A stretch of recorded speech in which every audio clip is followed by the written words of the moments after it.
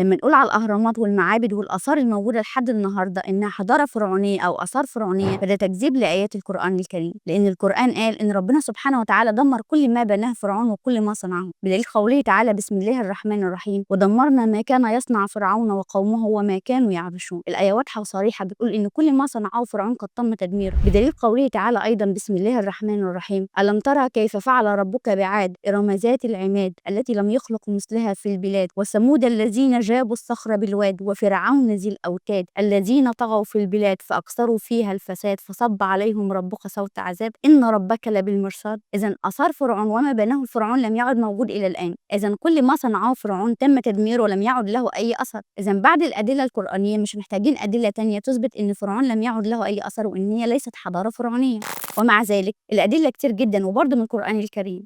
بس قبل ما نقول الأدلة دي تعالى الأول لما أقول لك مين اللي سماها حضارة فرعونية، وأنت هتعرف إن هي تسمية تزييف وغل وحقد وكره لإظهار أجدادنا ومظهر الكفر والوثنية عشان نكره أجدادنا ونكره حضارتنا، زي ما قلت نقتلع من جذورنا ونشوف شبابنا على ما هم عليه الآن من انعدام الهوية والانتماء. بس أنا رحت فين؟ أنا هنا في هنا القاهرة لإضاءة المساحات المظلمة وتصحيح المفاهيم الخاطئة من أجل المعرفة، لأن المعرفة تولد الانتماء والانتماء يؤدي إلى الولاء والولاء يؤدي إلى حب الوطن. فما تنساش الشير والمتابعة واللايك لمزيد من دعمي، مزيد من الانبهار بأعظم شعب وأعظم حضارة، لمزيد من المعرفة من أجل الولاء والانتماء وحب الوطن.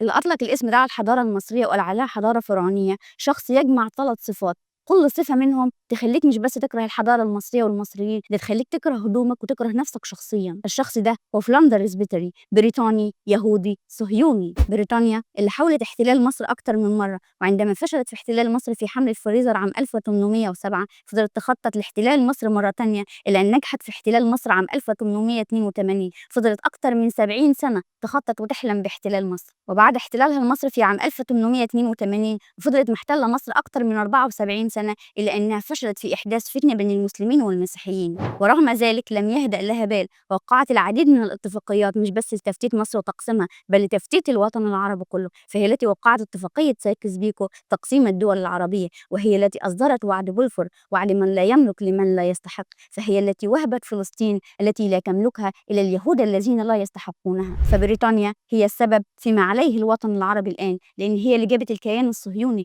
وزرعته وسط الدول العربية من أجل تفتيتها وتقسيمها. أما اليهود فدول بقى بيقولوا إن إحنا اللي بنينا الحضارة المصرية وإن مصر أصلا بتاعتنا وإن إحنا انطردنا منها. بيقولوا كمان إن إحنا كنا مؤمنين وموحدين بسيدنا موسى وإن فرعون مصر هو اللي خرجنا من مصر وإن الحضارة دي بتاعتنا وإن إحنا اللي بنينا الأهرامات. وده اللي قاله مناحي ديجن للرئيس السادات في كامب ديفيد أثناء توقيع معاهدة السلام، بس أنا ما سكتلوش ورديت عليه في حلقة الأهرامات مفاعلات لتوليد الطاقة الكهربائية وقلت له نعم أجدادك، أين كان أجدادك عندما بنيت الأهرامات؟ فعندما بنيت الأهرامات لم يكن موجود سيدنا إسحاق وسيدنا يعقوب، بل بنيت قبل مجيء سيدنا إبراهيم بآلاف السنين. ورديت عليه وقلت له أيضا وبنيت الأهرام في سالف الدهر كفون الكلام عند التحدي إن مجد في الأوليات عريق من له مثل أولياتي ومجدي. والباقي في الحلقة لازم تسمعوهم. أما الحركة الصهيونية فهي دي اليد والعقل المدبر لبريطانيا واليهود ولتنفيذ المخطط الصهيوني من النيل إلى الفرات، ودي بقى عايزة حلقة لوحدها. أظن أنتوا كده عرفتوا إن هي تسمية حقد وغل وكره، وعارفين أيضا أن العدو وإن تقادم عهده فالحقد في الصدور مقيم. مش دي الأدلة بس، يوجد العديد من الأدلة اللي تثبت أنها ليست حضارة فرعونية، منها إن فرعون ذكر في القرآن 74 مرة كطاغية كافر متكبر بيضطهد الأنبياء والناس ويعذبهم، ولكنه ذكر كاسم وليس صفة، بدليل أن ربنا سبحانه وتعالى قال فرعون ولم يقل الفرعون، لم يذكر مرة واحدة معرف بألف ولام، إذن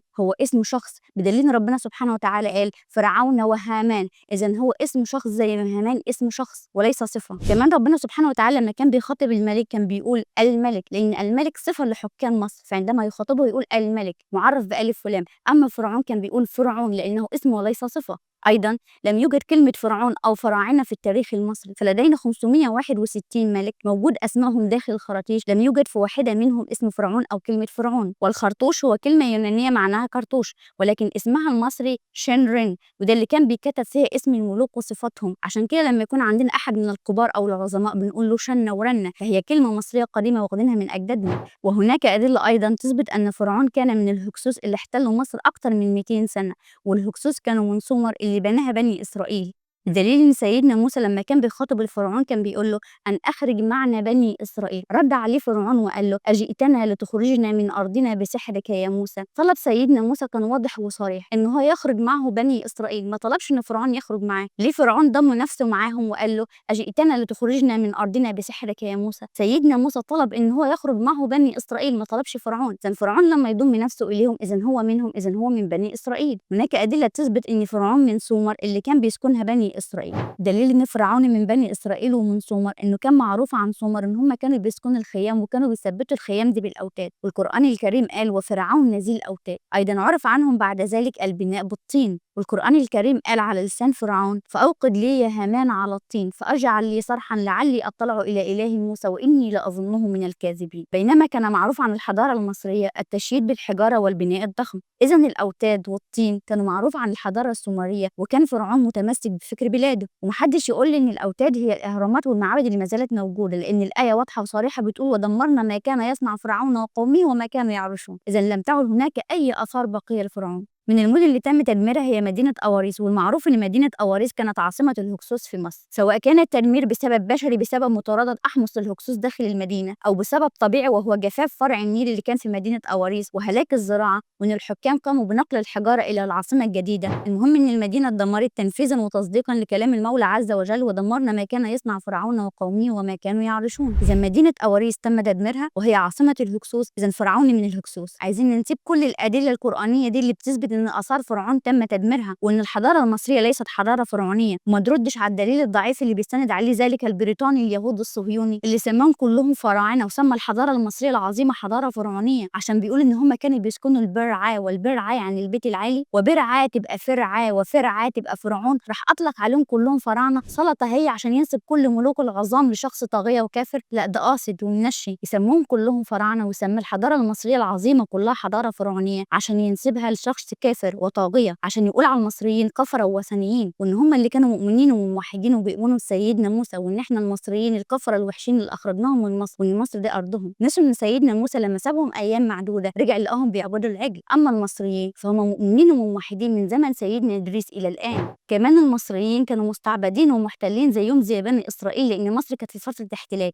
وكان الهكسوس محتلين مصر في الفترة دي وقعدوا في مصر أكتر من 200 سنة، وإن الهكسوس كانوا عايشين في مدينة أواريس في شمال مصر، وطردوا المصريين وملك مصر إلى الجنوب، بدليل إن ملك الهكسوس أرسل إلى سكن راح حاكم مصر في الجنوب وقال له اسقط أفراس النهر الموجودة عندك لأنها تزعجني في الشمال. إذا ملك مصر نفسه كان محتل ومضطهد ومستبعد في الجنوب. إذا المصريين كمان كانوا في فترة احتلال واستعباد زيهم زي بني إسرائيل. فلاندرز بيتري ذلك البريطاني اليهودي الصهيوني ما اختارش اي ملك وخلاص عشان يسميه فرعون الخروج، ده نشن واختار اعظم ملوك مصر وهو الملك رمسيس الثاني. المصيبه ان العالم كله واليهود مصدقين فعلا ان رمسيس الثاني هو فرعون الخروج، ده مخلي اليهود يكرهوا المصريين والحضاره المصريه اكتر واكتر، وده اللي عايزاه الصهيونيه العالميه من اجل تشويه صوره مصر والمصريين، لدرجة إن اليهود فضلوا ورا فرنسا لحد ما أقنعت مصر بخروج جثة رمسيس الثاني إلى فرنسا، وفعلا خرجت الجثة لفرنسا. في اليوم الثاني من وجود مومياء رمسيس الثاني في فرنسا كان موشي ديان وزير الدفاع الصهيوني موجود هناك، فدخل على رمسيس الثاني غرفة الفحص فوكز مومياء رمسيس الثاني بعصاه وقال له أخرجتنا من مصر أحياء فأخرجناك منها ميتا. مش بس كده،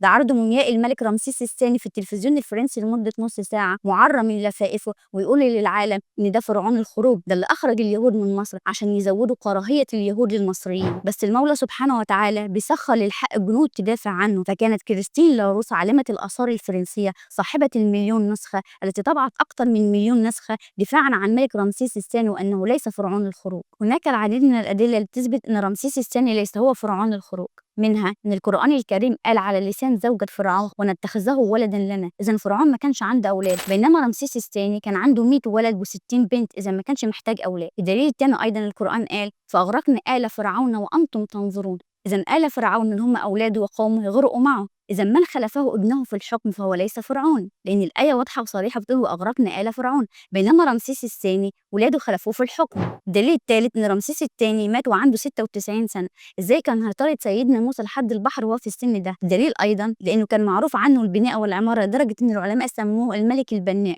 فرمسيس الثاني يوجد له الآلاف من التحف الأثرية والعشرات من المعابد ما زالت موجودة إلى الآن، منها معبد أبو سمبل وتمثال رمسيس الثاني اللي قعد في الميدان عشرات السنين واللي شلناه دلوقتي حطيناه حطيناه في مدخل المتحف الكبير. إذا آثار رمسيس الثاني ما زالت موجودة وباقية، أما آثار فرعون فقد تم تدميرها بدليل قوله تعالى بسم الله الرحمن الرحيم ودمرنا ما كان يصنع فرعون وقومه وما كانوا يعرشون. إذا الآية بتبرأ كل ملوك مصر من أنهم فراعنة، لأن آثار الفرعون تم تدميرها. أما الحضارة المصرية فما زالت باقية، وده دليل على إنها حضارة توحيدية، لأن ربنا سبحانه وتعالى أهلك الحضارات الظالمة. أما الحضارة المصرية بملوكها وشعبها ما زالت شامخة بكبرياء، بتقول للعالم كله إحنا المصريين، وسأظل أقول مصرية وأفتخر إلى يوم الدين. وإلى اللقاء في حلقة جديدة من حلقات هنا القاهرة. تتابعوني على التيك توك واليوتيوب والفيسبوك والإنستغرام.